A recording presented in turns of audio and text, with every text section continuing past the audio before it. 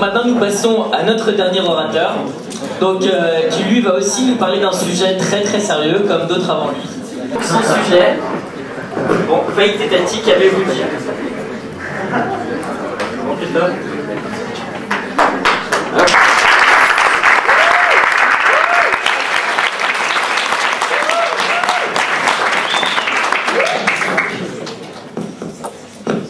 C'est inquiétant, n'est-ce pas? Personnellement, ça m'inquiète et peut-être vous êtes-vous également, comme moi, baladé à travers, plutôt parmi les rayons économie de la FNAC et à cette occasion, vous êtes-vous trouvé face à des titres plutôt effrayants, du style France fin 2012 ou encore gouffre budgétaire insurmontable et autres horreurs.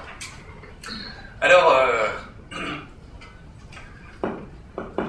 face à de tels titres, outre les curiosités que le sujet peut soulever, on peut rester interdit, on peut ne pas comprendre. Vous remarquez en contrepartie que le sujet est complètement passé sous silence de la part de la majorité des médias. Si. Il a récemment été soulevé par certains journaux à cause de certains problèmes qu'a pu connaître l'Irlande. Et savez-vous peut-être pourquoi? Eh bien, le sujet est justement passé sous silence. Eh bien, simplement parce qu'il contribue activement, si toutefois il était révélé, eh bien, à générer un climat purement anxiogène dans l'économie. C'est-à-dire, en fait, qui tendrait à insérer un climat de panique globale à terme. Voilà. Alors, évidemment, aborder le sujet de la faillite étatique n'est pas chose aisée quand on voit qu'on se heurte dès le début, eh bien, un champ lexical plutôt compliqué, qui nous laisse bien évidemment interdits, comme par exemple OAT, obligation assimilable du Trésor, ou encore PFAN, bon du Trésor interannuel, etc. Aussi, à moins d'être, non pas un spécialiste, mais un aguerri de l'économie financière, eh bien, on peut réellement comprendre bien tout l'enjeu du problème. C'est ce à quoi je vais m'atteler aujourd'hui en vous présentant les choses de façon bien simplifiée. Alors, commençons, si vous le voulez bien, par citer des grands points en termes de chiffres. Alors, il faut tout d'abord préciser que la France, qui a d'ailleurs plus équilibré un budget depuis 1973, se positionne actuellement à la 3e place mondiale en termes de dette. C'est évidemment une valeur relative. Dette qui représente 70,6% du PIB français, qui représentait plutôt, car c'est un chiffre issu de l'agence France Trésor de juin 2010.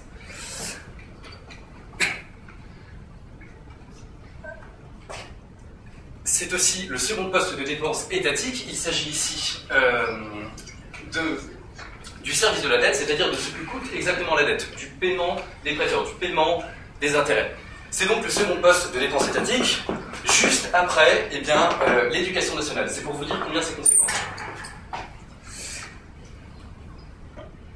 Et pour vous faire une idée un peu plus claire de la question, la dette représente, ou plutôt représentait encore, environ 20 000 euros par Français. C'est donc quelque chose d'immense.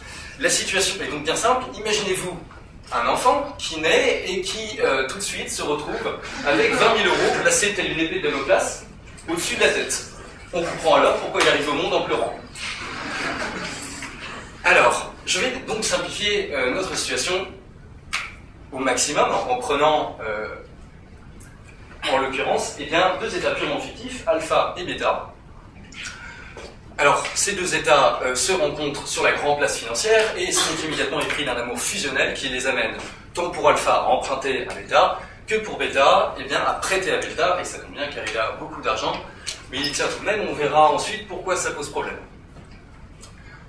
Alpha commence donc à emprunter de l'argent à bêta, moyennant évidemment un intérêt qui représente une petite fraction constante du capital emprunté. Dans le cas de l'obligation, on supposera que la somme empruntée est remboursée à la fin. Alors comme tout se passe bien et comme Alpha se rend finalement compte que d'emprunter à ce merveilleux acteur qu'est Bêta est une situation fort commode et finalement lui paraît bien utile car les dépenses d'Alpha augmentent sans cesse, etc. Donc finalement ça lui paraît bien pratique d'augmenter ses dépenses internes, d'emprunter dans le but de financer ses dépenses internes. Par conséquent, Alpha va se mettre à emprunter davantage, disons le double. Alpha emprunte donc le double. En empruntant le double, il paye évidemment un intérêt qui est double. Jusqu'ici, pas de problème. peut-être y voyez-vous justement un problème. Le problème, c'est justement eh bien, qu'alpha voit son niveau de dette globale augmenter de façon drastique. Et ça, bien évidemment, bêta sans doute. Or, il ne peut, en l'occurrence, du moins pour l'instant, le vérifier.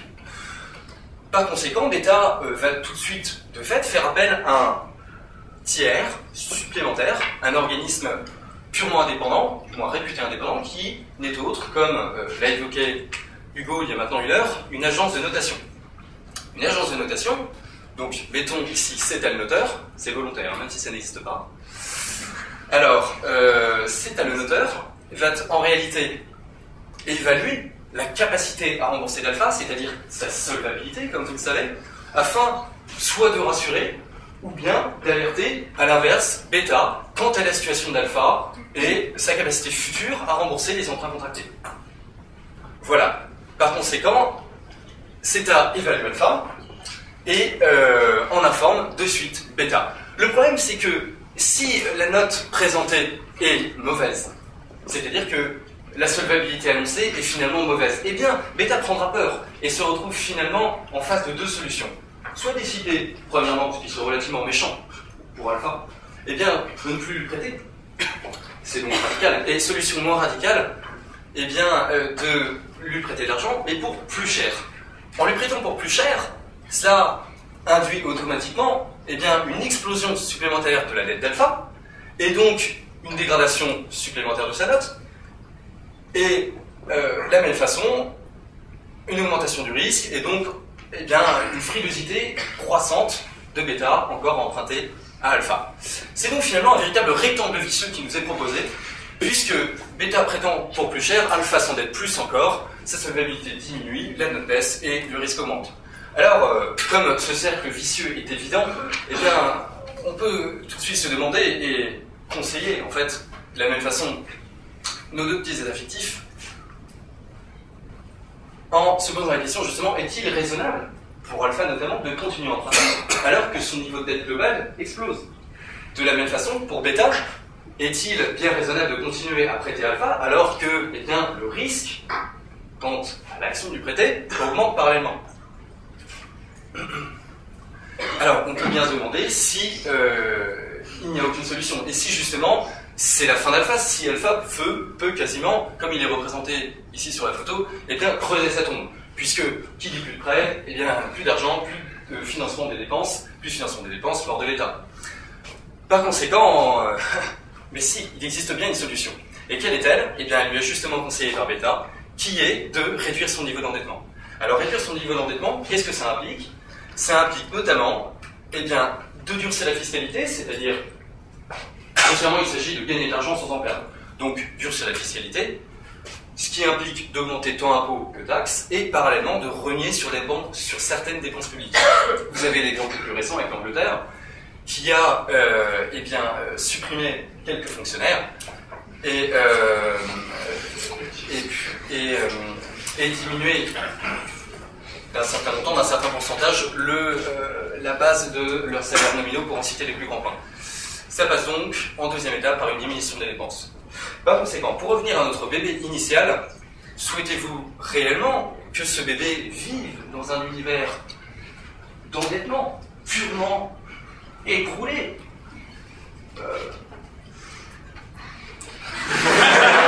sur ce niveau de dette, c'est personnellement quelque chose que je ne souhaite pas, sans toutefois me considérer comme un bébé, mais le changement est possible et il est urgent de réagir. C'est par conséquent, et c'est justement ce que certains États ont fait récemment, c'est ce qu'il faudra continuer à faire, et c'est ce qu'éventuellement la France et la désinformation sera sans doute amenée à faire également. Je vous remercie de votre attention.